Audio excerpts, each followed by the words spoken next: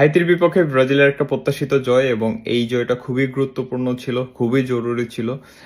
Cause এখানে আমাদের হোঁচট খাওয়ার কোনো সুযোগ ছিল না এবং প্রথম ম্যাচটাতে আমরা যেভাবে পারফর্ম করছি, যে বাজে পারফরমেন্স শো করছি, তারপরে একটা মোমেন্টাম যে শিফট করা কিংবা একটা টোন সেট করা পুরো টুর্নামেন্টের জন্য, সেইটার জন্য হলেও একটা ভালো জয় দরকার ছিল এবং I believe 3-0 is a good win.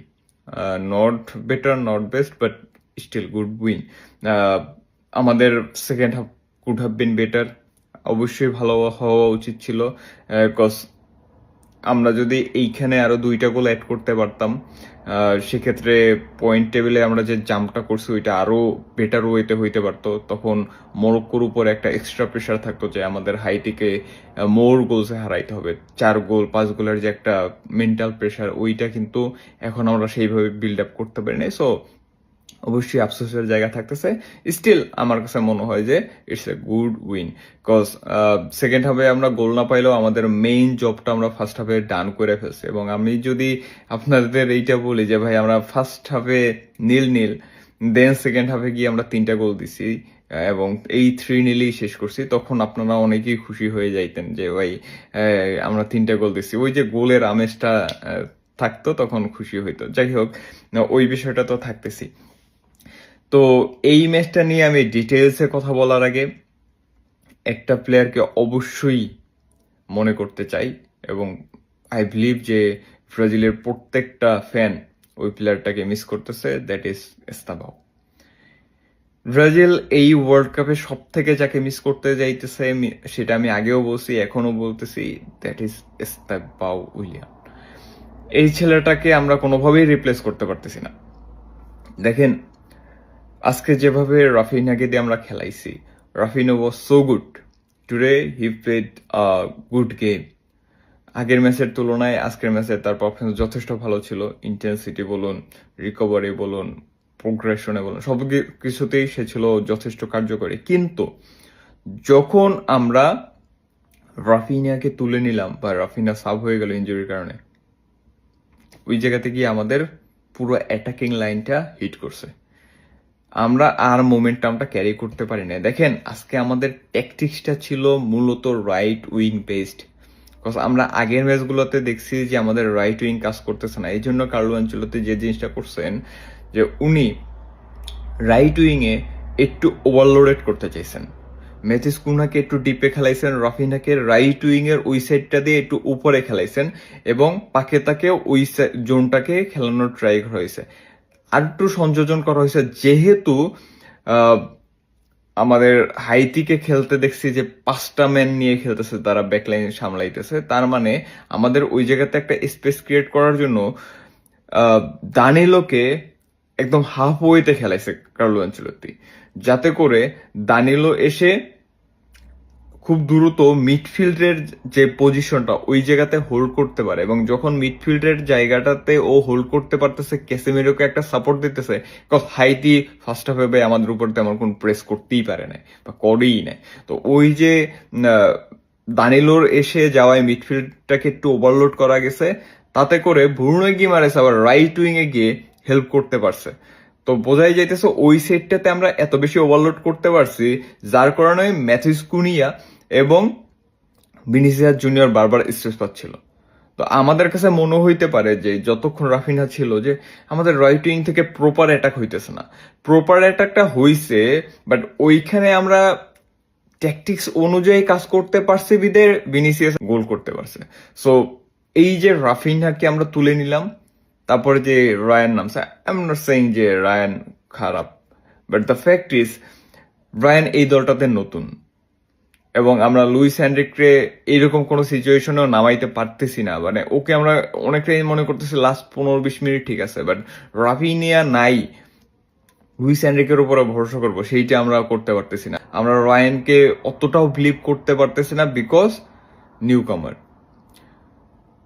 তো এই জায়গাতে সহজ একটা সমাধান হইতে পারতো এস্তাবাও ন্যাশনাল টিমে অলরেডি প্রুভেন, এস্তাবাও ন্যাশনাল টিমে সে পারফর্ম করে। সো এই যে দেখেন, আমাদের রাফিনহাকে আমরা রিপ্লেস করতে পারলাম না, পুরো সেকেন্ড হাফটা আমাদের নষ্ট হয়ে গেল।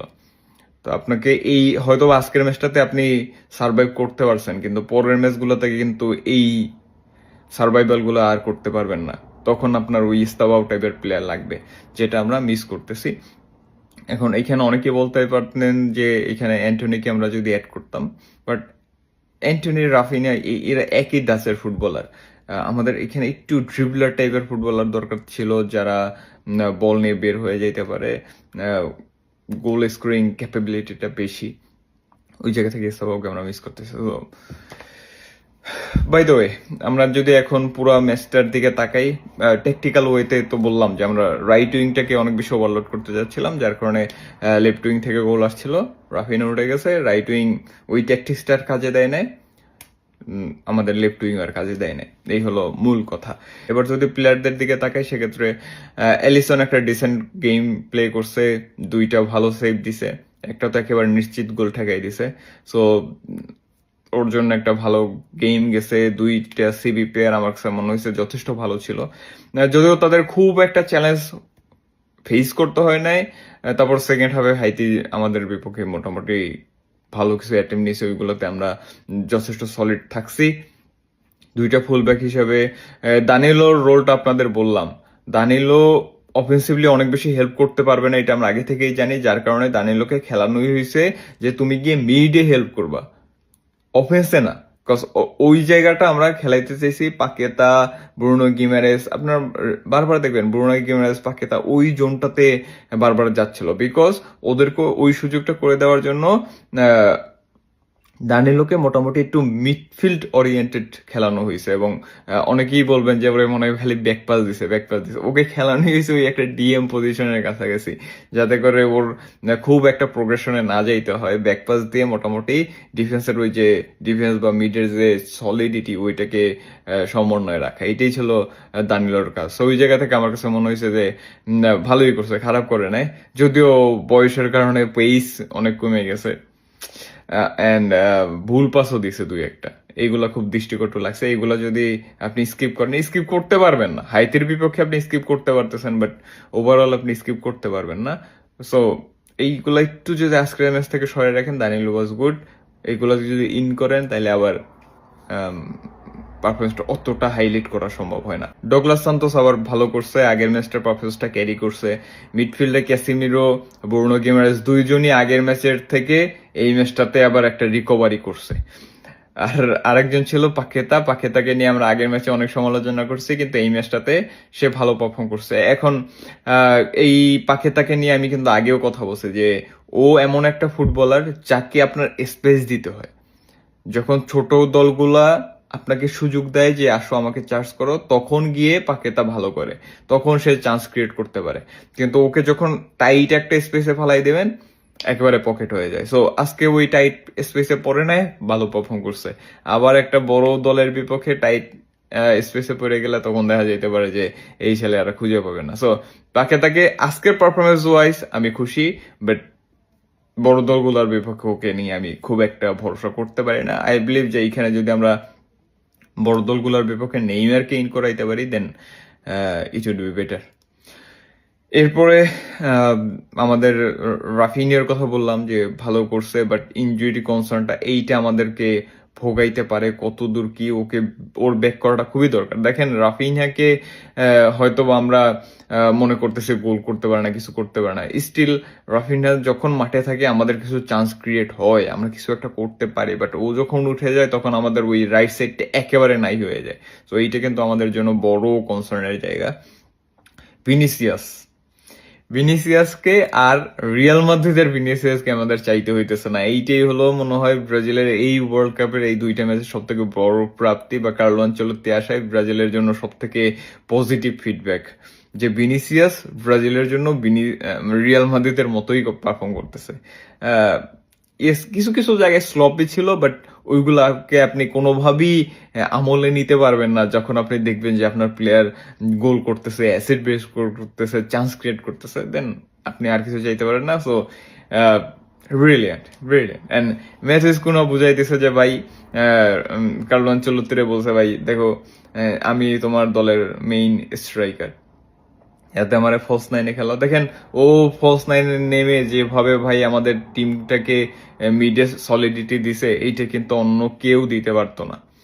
আমাদের যারা নাম্বার 9-এ খেলে। সো আপনি রাফিনিয়া, ভিনিসিয়াস, আমি আগের ভিডিওতে বলছিলাম রাফিনিয়া ভিনিসিয়াসকে যদি টপে খেলায় একটু ক্লোজ খেলাইতে চান তাহলে আপনাকে ওই জায়গাতে লাগবে এমন কাউকে যে নিচে নেমে আপনাকে হেল্প করবে, যে নিচে নেমে একটা অ্যাঙ্কারশিপ রোল প্লে করবে, যেটা মেসেজ কুনহা প্রপারলি করতে পারছে। এবং নিচে নামার মানে এই না যে আপনাকে নিচে পড়ে থাকতে হবে, নিচে নেমে আপনি যখন দেখবেন যে আপনার বিল্ড আপটা হয়ে গেছে আপনাকে উপরে চলে যেতে হবে, যেটাকে আমরা বলতে পারি যে পজিশন সেন্স। ওইটা কিন্তু মেথিস কুনিয়া আবার আজকে খুব ভালোভাবে শো করছে। দেখেন প্রথম গোলটা ওর পজিশন সেন্সটার কারণেই হয়েছে, সেকেন্ড গোলটাতেও ও একটা সঠিক জায়গাতে গিয়ে যে অ্যাঙ্গেলে শটটা নিয়ে গোল করছে, এটা একটা প্রপার নাম্বার 9-এর মতো গোল হয়েছে। So Messi's Cunha was good. Ryan Ryan newcomer, ও লার্ন করতেছে ন্যাশনাল টিমে। সো এখনই ভালো মন্দ বলার মতো সুযোগ আসলে আসে নাই। বাকি যারা সাব হিসেবে নামছে তারা তো টুকটাক সময় পাইছে, খুব আলাদাভাবে কিছু বলা যায় না। বাট এনড্রিক যদি গোলটা পাইতো, এনড্রিক গোল পাইলে বা মার্টিনেল্লি একটা গোল পাই গেলে তখন হয়তো বা ব্রাজিলের জন্য যেমন উইনটাও বড় হইতো, অ্যাট দ্য সেম টাইম আমাদের দলের জন্য অ্যাপ্রোচটা আরো বেটার হইতো, বা পরের মোমেন্টাম গুলো আমাদের ক্যারি করতে আরো ইজি হইতো। এরপরে কার্লো আনচেলত্তির প্রথম ট্যাকটিক্সের কথা বললাম যে রাইট উইংটাকে ওভারলোড করতে চাইছি। আর সেকেন্ড যে বিষয়টা, যদি এমন হয় যে আমরা সেকেন্ড হাফটা শুরুই করছি এই অ্যাপ্রোচে যে অপোনেন্ট খেলবে, আমরা ওইটাকে ব্যালেন্স করার ট্রাই করব, অ্যাটাকেও যাওয়ার ট্রাই করব, অপোনেন্টের কিছু অ্যাটাক আসবে সেগুলোকে আমরা প্রপারলি ঠেকানোর ট্রাই করব। এই অ্যাপ্রোচটা যদি হয় দেন আমরা পাস করছি, ওই অ্যাপ্রোচে পাস করছি, ধরেন 40 বা 50 পেয়ে পাস করছি, এ প্লাস পাইনি, এ প্লাস পাইতে গেলে আপনার গোল লাগতো। কিন্তু যদি অ্যাপ্রোচটা এইরকম না হয় যে আমরা গোল বের করব, হাইতি ছোট দল এদের বিপক্ষে আমরা গোল বের করতে হবে, এই অ্যাপ্রোচে যদি আমরা খেলি তাহলে আমরা ফেল করছি সেকেন্ড হাফে, হিসাব সোজা। সো কার্লো আনচেলত্তি যদি ওনার ট্যাকটিক্স ওয়াইজ খেলায় থাকেন এবং সেইভাবেই যদি কাজ করে ইজ ফাইন, হয়তো ইমপ্রুভমেন্ট হবে। বাট যদি উনি যে ট্যাকটিক্সে খেলাইতে চাইছেন সেকেন্ড হাফ ওইভাবে না হয়ে থাকে, দেন ভাই আমাদের জন্য বড় বিপদ ওয়েট করতেছে। হাইতির বিপক্ষে যদি আমাদের ট্যাকটিক্স কাজ না করে তাহলে বড় দলগুলোর থেকে, এবং এইটাই আমাদের জন্য সব থেকে দুর্বল ম্যাচ ছিল। এরপর আপনি যা কি পাবেন সেই মোটামুটি আপনার জন্য বেশি কঠিন হয়ে যাবে। সো সেইখানে যদি কাজ না করে অবশ্যই আমাদের জন্য বড় বিপদ ওয়েট করতেছে। So overall it was A dissent game, not better not best, but it was good. That's it. সবাই ভালো থাকবেন, সুস্থ থাকবেন, আল্লাহ হাফিজ।